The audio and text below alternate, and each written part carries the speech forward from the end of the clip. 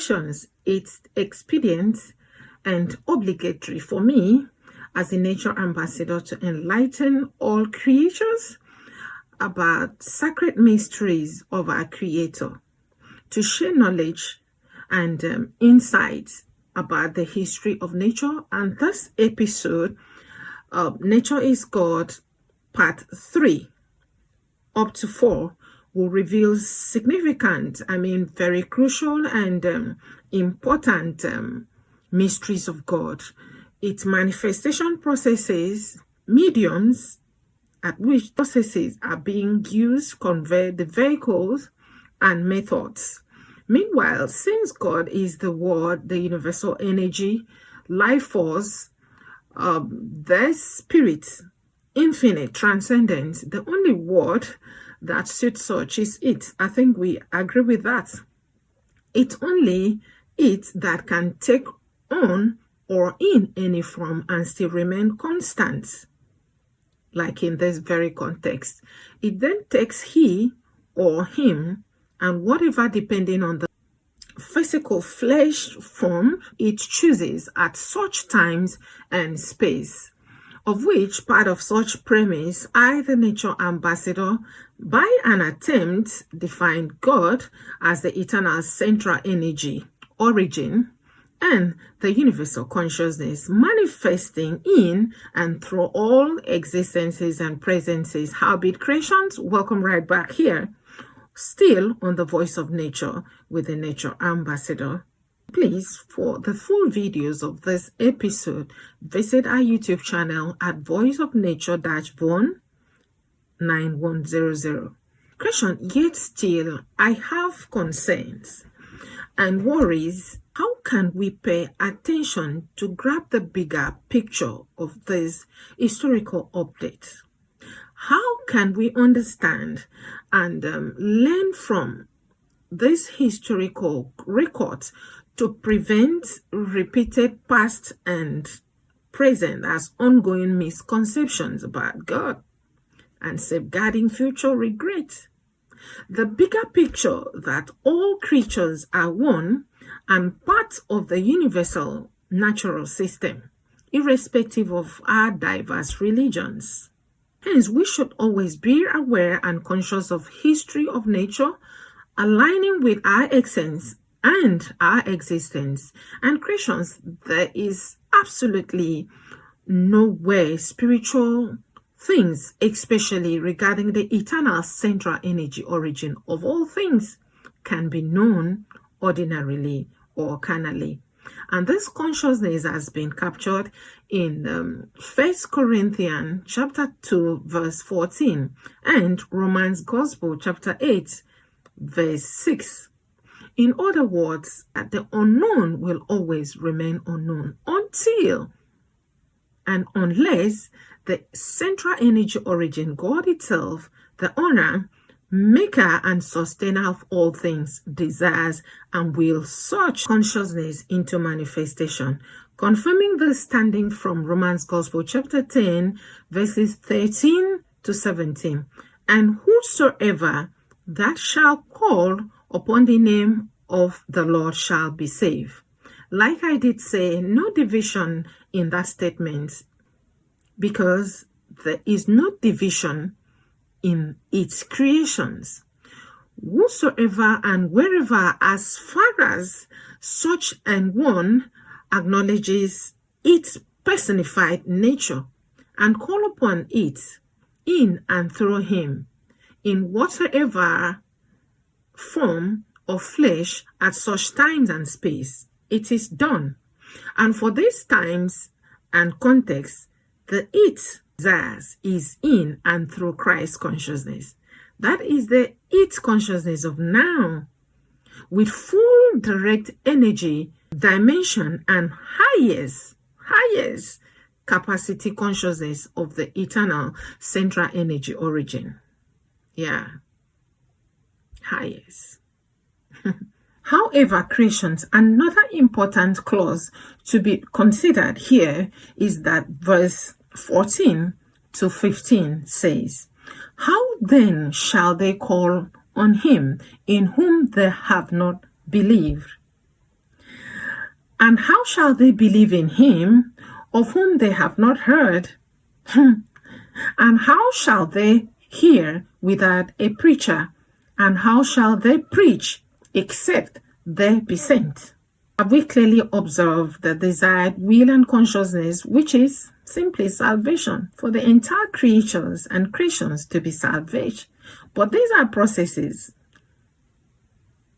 these are methods, and there are mediums for this to be achieved, for the salvation to be achieved. And all creation must always be aware and conscious about these processes, methods, and mediums of manifestations.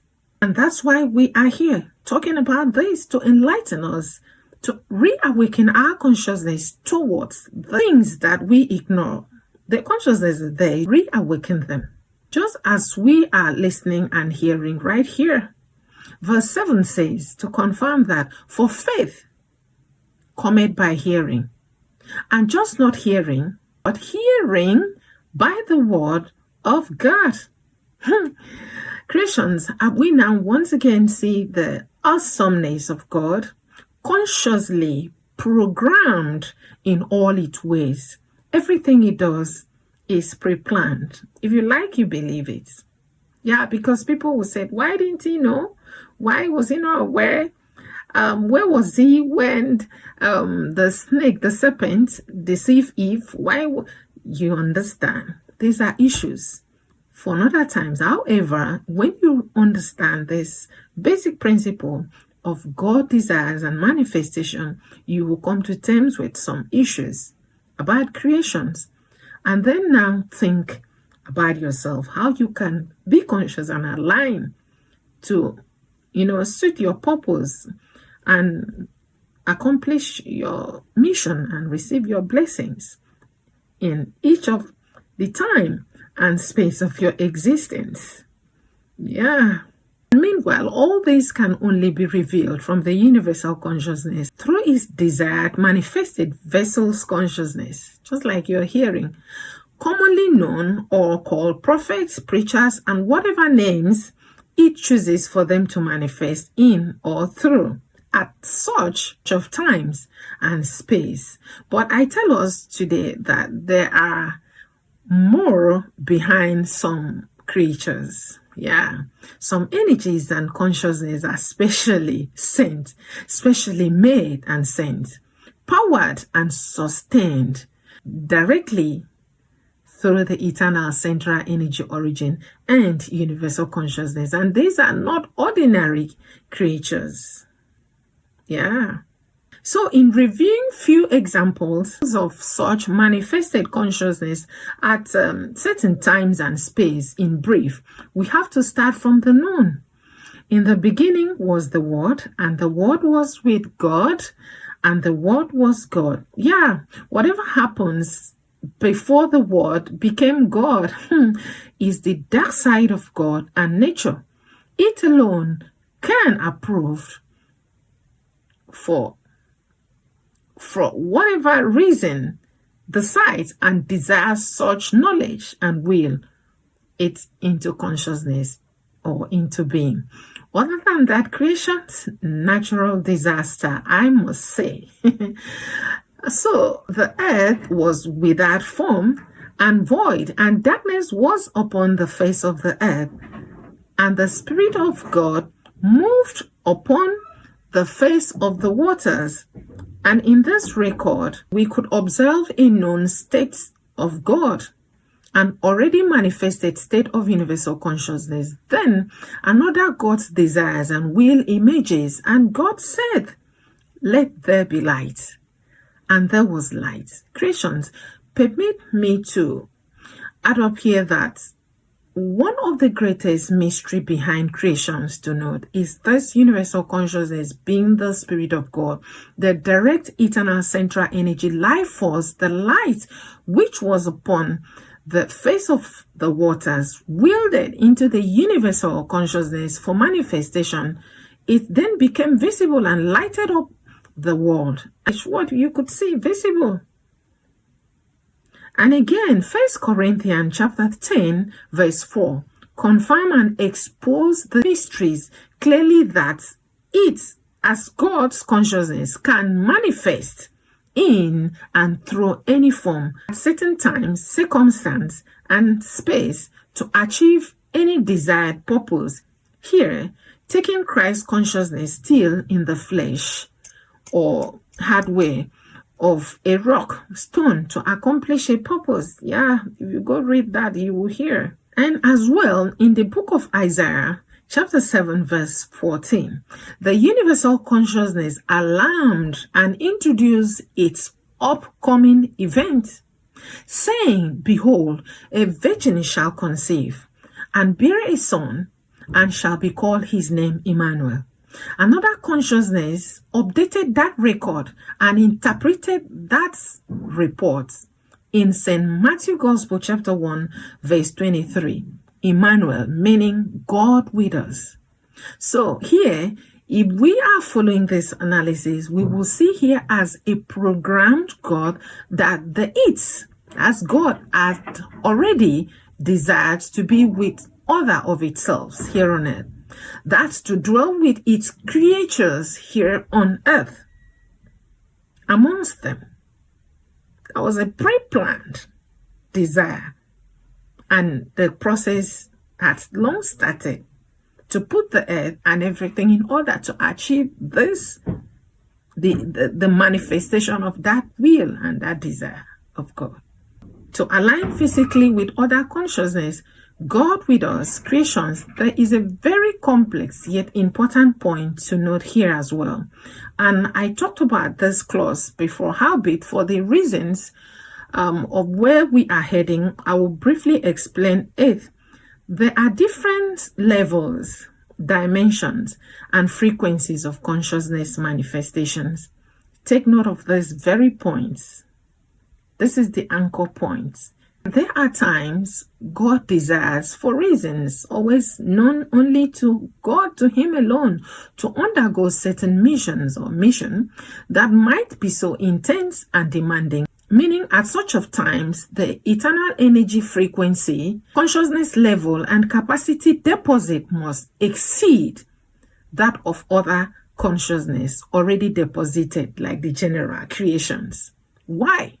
In order to surmount all other existing consciousness just to achieve and accomplish that mission. I ought to have taken this very topic separately and may still do so, because this is the reason for all the misconceptions about God and its manifestations. But for us to understand this complex mystery here, I have to analyze this complexity briefly using electricity. Stick along, let's do that. Yeah, I'm not an electrical or power engineer, but with the spiritual insight, I will attempt to illustrate what I mean this way. Christians, physically, we have various sources of electricity generation, like power plants, solar panels, wind turbines, hydroelectric dams, etc.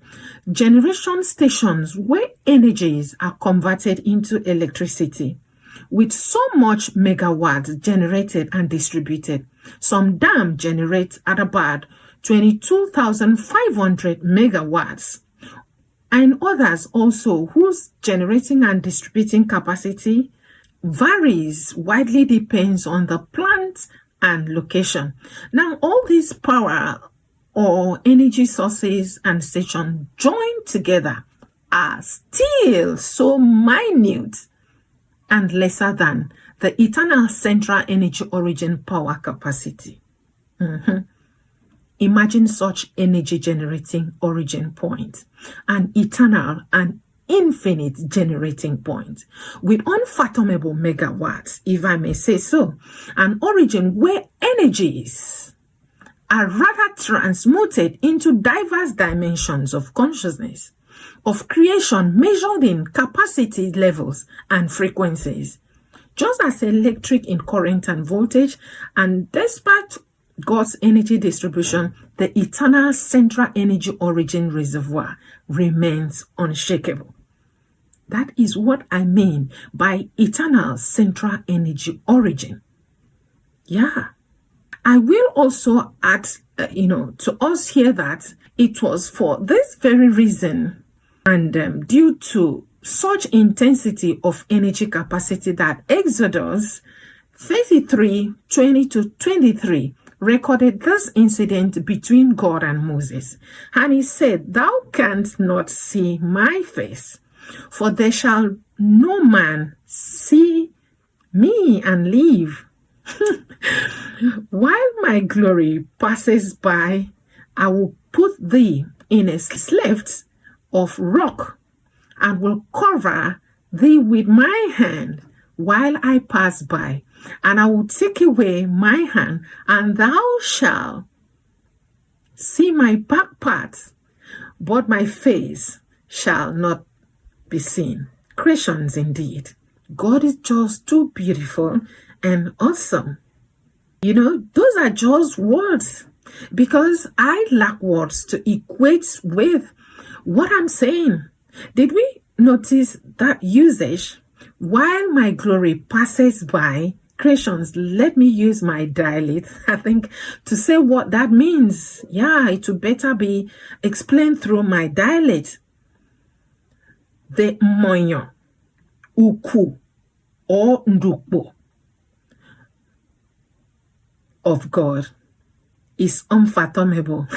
Creations, how I wish I have any Ibibio speaker right here to explain that in English for everyone, because I don't think I know of any English words that could befit such an aura in real times and terms. That aura he terms glorious depicts many things, both its day and night nature.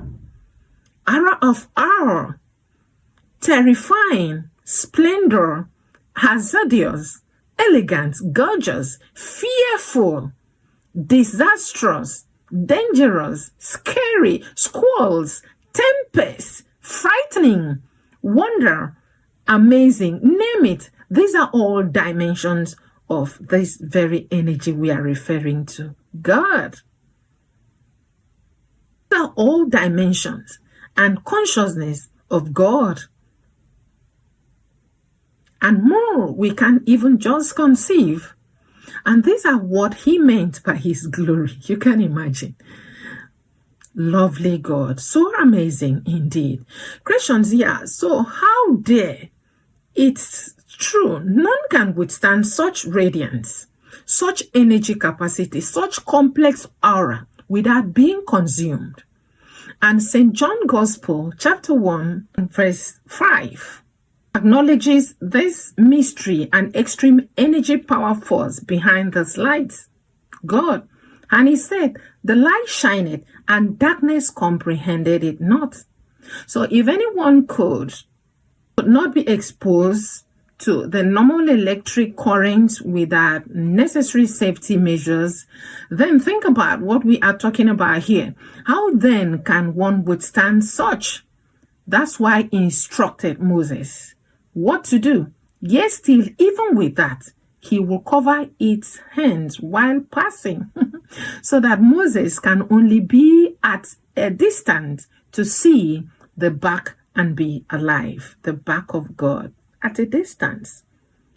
Because the intensity, the capacity of the light we are talking about, the energy, is unfathomable.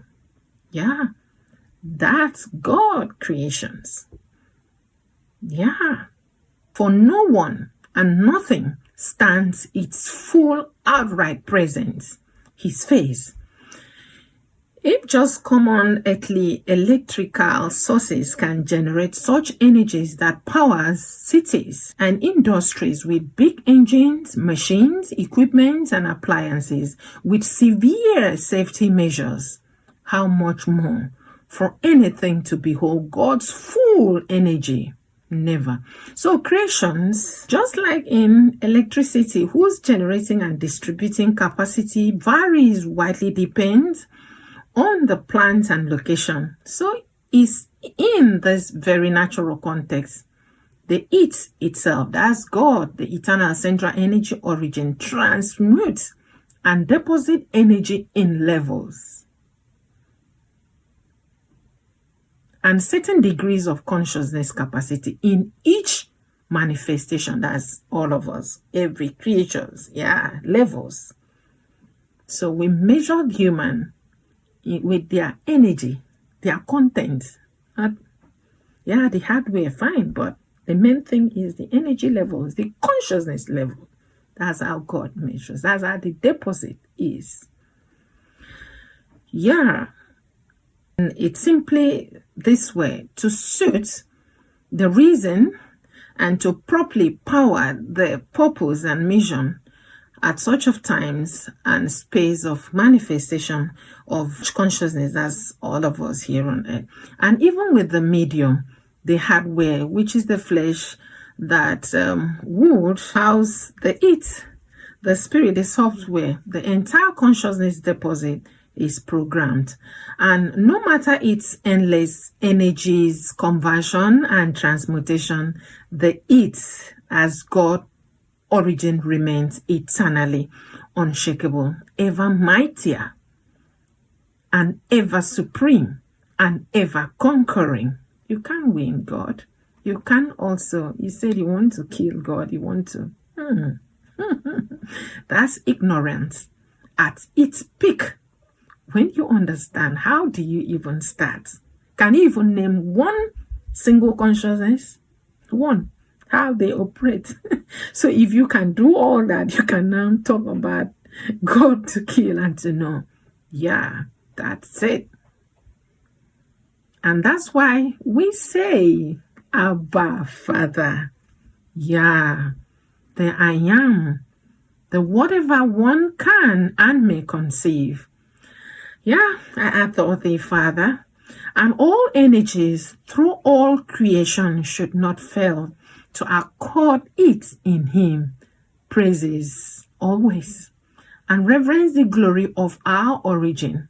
So, Christian, let me not switch into something else, but that is it. This is what and who we are and what we are talking about. Our essence, our existence. All creations are of dimensions and are measured by energy levels, frequency, capacity, deposit of consciousness, depending on our diverse reason, purpose, mission of our manifestation here on earth. Our diverse hardwares, though are still very important, yet are just to house the software consciousness for the consciousness of time and space here, making it suitable and visible in the plane of manifest here, the earth. Either we believe in my assertion or not, this is the peak of it. And this is true. We can clearly see that each creature operates in a certain energy level, dimension, and capacity of consciousness. All these techniques, processes, methods, and mediums are the safety measures as an energy stepping down to enable the eternal central energy to manifest safely and align with other consciousness for its desired will to be accomplished at all times and space. So the basic principle guiding the eternal central energy and universal consciousness manifestation in and through all each existence and presence is will, God's will. The will of God is paramount in the natural scheme of things, of manifestation and creations. Whatever God desires, that will, which is the consciousness, must manifest, must come to pass no matter the time. So it's always good for all creation, governments, organizations, cultures to seek the will of God in through their manifestations, through their consciousness to align. And that's the problem of the earth plane.